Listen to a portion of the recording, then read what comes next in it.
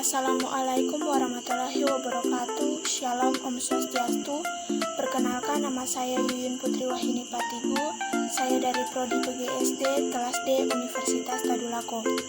Pada kesempatan ini, kelompok kami, kelompok 2, akan menjelaskan mengenai perkembangbiakan tumbuhan monokotil dan dikotil, dan juga contoh dan fungsi alat pertumbuhan dan perkembangbiakan pada tumbuhan, hewan, dan manusia. Di sini saya akan menjelaskan mengenai perkembangbiakan tumbuhan dikotil. Tumbuhan dikotil seringkali disebut sebagai tumbuhan dengan biji berkeping dua. Jenis tumbuhan ini adalah golongan tumbuhan berbunga dengan ciri khas yakni memiliki sepasang daun lembaga atau kotiledon. Daun ini terbentuk di dalam biji sehingga mempunyai sifat mudah terbelah menjadi dua. Reproduksi tumbuhan dikotil yaitu secara alami, perkembangbiakan tumbuhan tak kawin tanpa bantuan tangan manusia untuk terjadi pembuahan atau anakan baru. Reproduksi dengan vegetatif buatan bisa dilakukan dengan merunduk, menyetek, menyambung, dan mencangkok. Materi selanjutnya akan dijelaskan oleh teman saya. Assalamualaikum warahmatullahi wabarakatuh. Perkenalkan, nama saya Oktaviani, saya dari kelas D Standbook A 40138. Saya akan menjelaskan perkembangbiakan tumbuhan monokotil. Tumbuhan monokotil adalah tumbuhan yang memiliki biji berkeping tunggal. Ciri dari monokotil yang paling khas adalah bijinya yang tunggal, karena hanya memiliki satu daun lembaga. Kelompok ini diakui sebagai takson, bagian dari klasifikasi tumbuhan baik kelas maupun subkelas. Terdapat sekitar 50-60 ribu jenis tumbuhan monokotil yang telah diketahui. Ciri-ciri tumbuhan monokotil dan strukturnya: yang pertama, memiliki biji tunggal atau berkeping satu. Yang kedua, memiliki berkas vaskuler atau pembuluh angkut, xilem dan floem. Yang ketiga, umumnya tidak memiliki kambium, hanya beberapa saja yang memiliki kambium. Yang keempat, memiliki batang yang biasanya tidak bercabang, berambut halus dan memiliki ruas batang yang tampak dengan jelas. Yang kelima, memiliki akar serabut. Yang keenam, ujung akar dilindungi oleh kleoriza dan ujung batang dilindungi oleh kleopetil. Yang ketujuh, kebanyakan memiliki daun tunggal, urat daunnya sejajar dan terdapat pelepah daun. Yang terakhir, memiliki bunga yang terdiri dari kelopak bunga, mahkota bunga, dan benang sari yang berjumlah 3 atau kelipatan 3. Reproduksi dan perkembangbiakan tumbuhan monokotil terbagi dua, yaitu reproduksi generatifnya dan reproduksi vegetatifnya. Reproduksi generatifnya terjadi dengan persilangan jantan dan betina dengan adanya organ reproduksi berupa bunga yang menghasilkan embrio atau biji. Sedangkan reproduksi vegetatifnya kebanyakan dengan tunas. Contoh tumbuhan monokotil yaitu padi, jagung, kelapa, tebu, kelapa sawit, pisang, anggrek, vanili, jahe, dan kunyit. Sekian dari saya. Assalamualaikum warahmatullahi wabarakatuh. Assalamualaikum warahmatullahi wabarakatuh. Perkenalkan, nama saya Nur Indah Sapitri, Stambuk A401200153. Pada kesempatan ini saya akan menyampaikan materi mengenai contoh dan fungsi alat pertumbuhan dan perkembangbiakan pada tumbuhan. Perkembangbiakan tumbuhan ada dua cara, yaitu pertama, perkembangbiakan secara alami, yaitu tanpa bantuan manusia. Kedua, perkembangbiakan secara buatan, yaitu dengan bantuan manusia.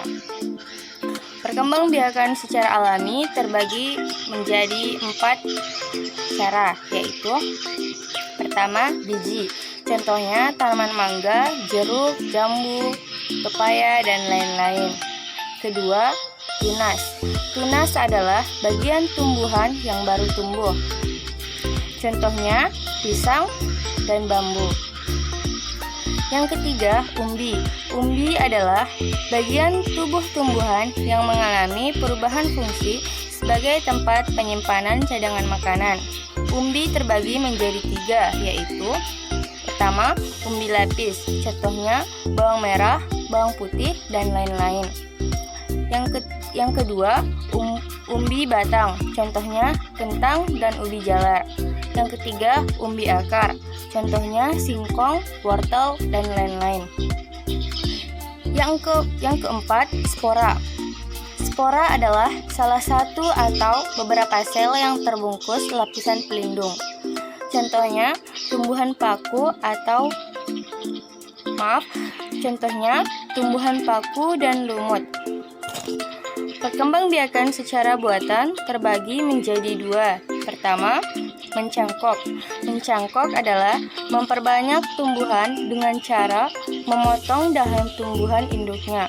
Biasanya, tumbuhan yang dapat dicangkok adalah tumbuhan berkeping 2 atau Biasanya, tumbuhan yang dapat dicangkok adalah tumbuhan yang berbiji berkeping 2 atau tumbuhan dikotil. Contohnya, mangga, jambu, jeruk, dan lain-lain. Yang kedua, menyetek atau setek, artinya memperbanyak tumbuhan dengan cara menancapkan atau menanam potongan-potongan batang tumbuhan induknya. Contohnya, tanaman singkong. Setiap makhluk hidup pasti mempunyai daur hidup. Demikian pula daur hidup tumbuhan berbiji. Pertama, biji, kemudian kecambah, lalu tanaman muda. Setelah itu, pohon kecil dan lama-lama menjadi pohon dewasa. Dari beragam macam tumbuhan yang kita ketahui, ternyata banyak sekali yang memiliki manfaat. Di antaranya, menghasilkan oksigen untuk pernafasan, kemudian sebagai bahan baku kebutuhan manusia, berupa bahan sandang, bahan pangan, dan bahan papan. Demikianlah pemaparan dari saya, kurang dan lebihnya mohon dimaafkan. Wassalamualaikum warahmatullahi wabarakatuh.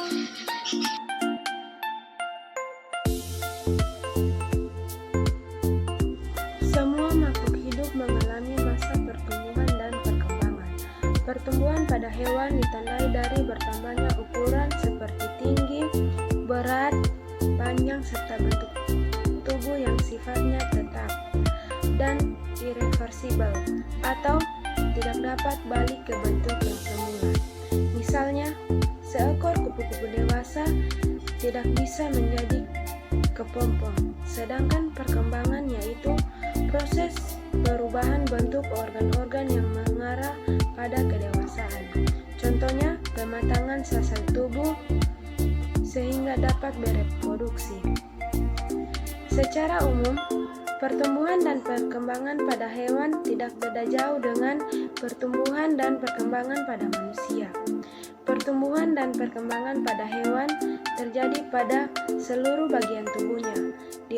Diawali dari proses fertilasi, yaitu proses terjadinya pembuahan sel telur dengan sel sperma.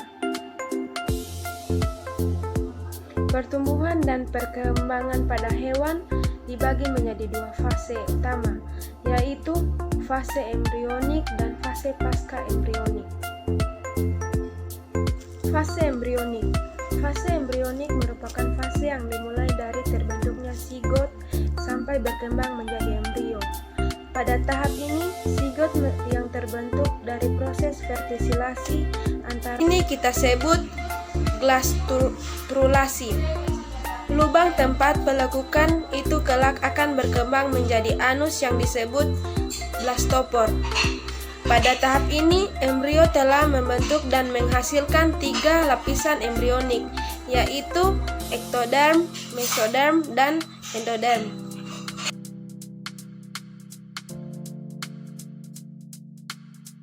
Tahap organogenesis adalah proses pembentukan berbagai organ tubuh yang berkembang dari 3 lapisan gastrula. Yang pertama, lapisan ektoderm. Lapisan ektoderm merupakan lapisan terluar. Lapisan ini berkembang menjadi rambut, kulit, sistem saraf, dan indera. Yang kedua, lapisan mesoderm. Lapisan mesoderm berada pada lapisan tengah yang berkembang menjadi otot, rangka, alat reproduksi, alat peredaran darah, dan alat ekresi.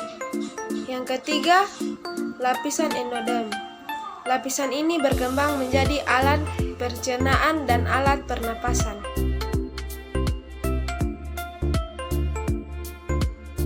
Fase pasca embrionik. Fase pasca embrionik dimulai sejak hewan lahir dan atau menetas. Pada fase ini, kecepatan pertumbuhan dan perkembangan setiap anggota tubuh tidak sama. Pertumbuhan ini juga tidak berlangsung terus-menerus, bisa berhenti setelah mencapai dewasa. Sementara itu, perkembangan dimulai ketika alat-alat kelamin sudah mampu mengkelamit atau gamet. Salah satu contoh fase pasca embrionik adalah metamorfosis. Metamorfosis yaitu proses perubahan bentuk secara bertahap dari larva hingga menjadi dewasa. Metamorfosis pada hewan dibagi menjadi metamorfosis sempurna dan metamorfosis tidak sempurna.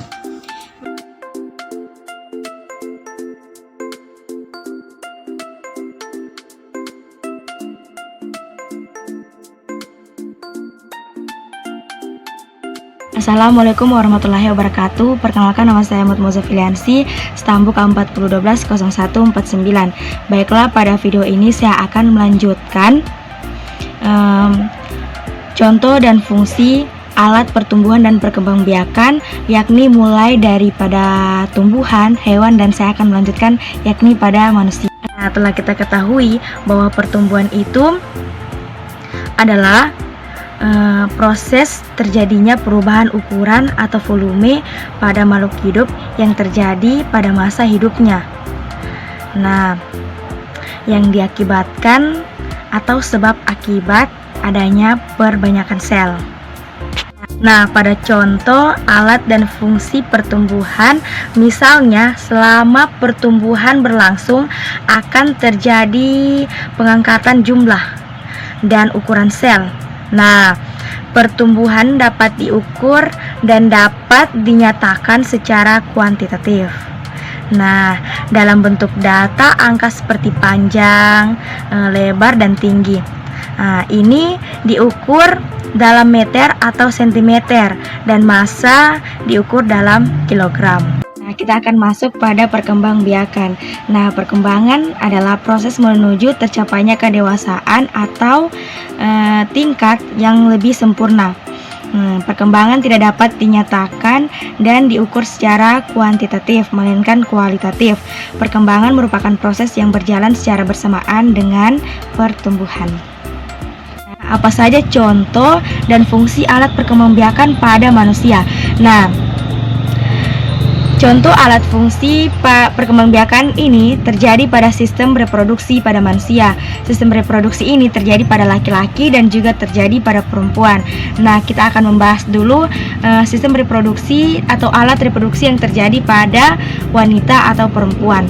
Yang pertama yaitu vagina. Nah, vagina ini berfungsi sebagai alat reproduksi wanita yang menjadi tujuan keluar darah saat menstruasi dan jalur lahir pada saat persalinan. Yang kedua, ovarium.